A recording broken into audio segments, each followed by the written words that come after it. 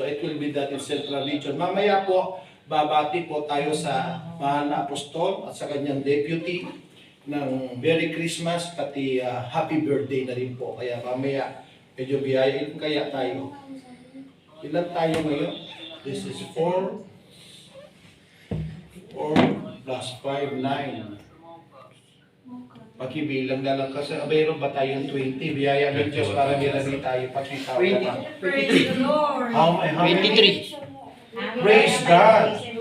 Napapansin ang ating attendance, napapansin ng pamunuan ng Gilead. Pag sinabi mong Gilead, ang tawag dyan ay Middle East area. Napapansin ang attendance ng Kasim na tayo ay lumalago sa biyaya ng Diyos. Sabi nga sa akin nung may SOP na ang Kasim, ilang buwan pa lang kayo. Purihin ang Panginoon! Kaya since this is a Christmas worship, ang ating topic sa umagang ito, the major lessons of Christmas. The major lessons of Christmas. Dito tingnan natin ang ating slides.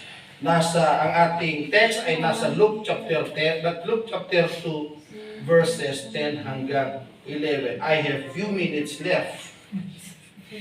It's only like 33 minutes left. Kaya kanina, nasabi ni Edna, nasiraan daw, naku, gumagawa ka. Mukhang marami tayo ngayon.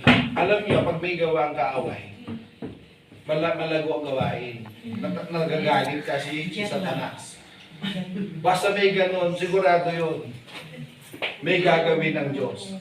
Okay, sa Luke chapter 2, doon muna tayo sa ating topic, the major lessons of Christmas.